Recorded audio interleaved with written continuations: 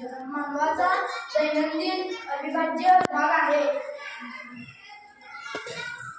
उन्हाळ्याची सुट्टी सुरू होताच तरुण व आदिती आजी-आजोबांकडे गावी पोहोचले.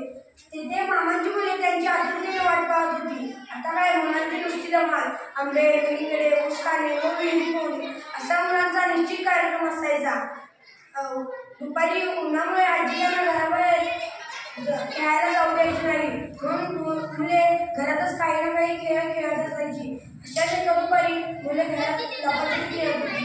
माधव व राजा होते व आजीची खोलीच्या खोली लपायला गेली. तेवढ्यात तिचे लक्ष कोपऱ्यात ठेवलेल्या जात्याकडे जाते व ती हे काय असे कुटकुटत आपल्या भावंडांना बोलवते. तिने हे पहिल्यांदाच पाहिले होते.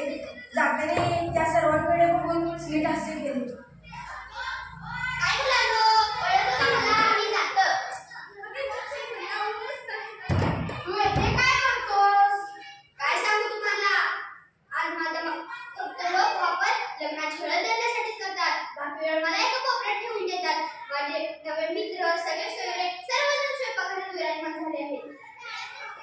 तुझे मित्र सगळे सोबत कोण कोण आम्हाला नाही समजलं. तुम्हाला काहीच माहिती नाही आमच्याबद्दल, आमचा जन्म, विकास आणि आमच्यात होत गेलेल्या बदलांबद्दलची माहिती.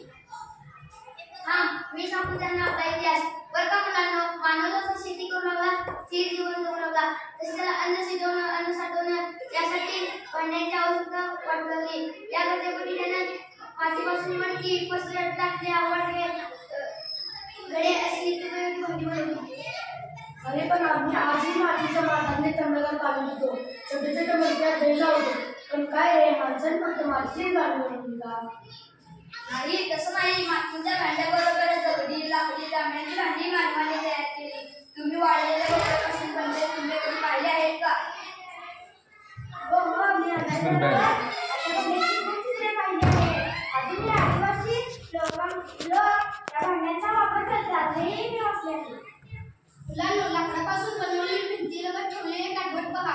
बाजरीचं, गव्हाचं, ज्वारीचं पीठ मळण्यासाठी, भाकरी थापण्यासाठी याचा उपयोग केला जातो. आजही ग्रामीण भागात याचा उपयोग केलेला दिसतो. अगं म्हणला, तुला आठवतं का?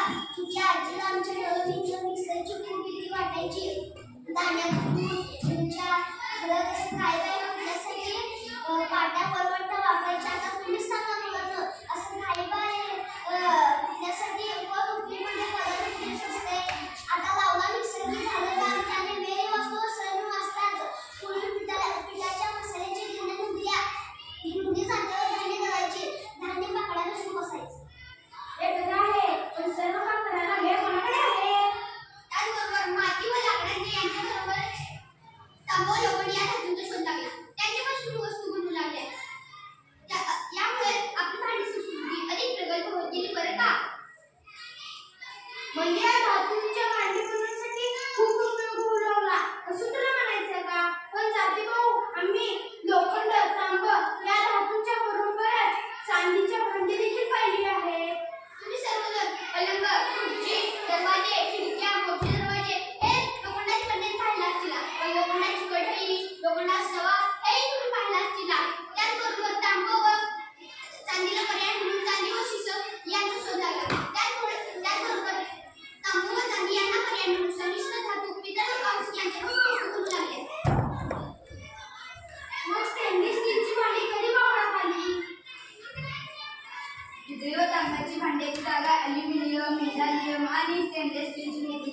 सध्या सगळीकडे स्टेनलेस स्टीलची भांडी बघायला मिळतात. पूर्वी अंघोळीसाठी घुगाळं, पाणी तापवायला पंप, त्याचबरोबर पाणी साठवायला हंडा, तपेला, घागर इत्यादी वस्तू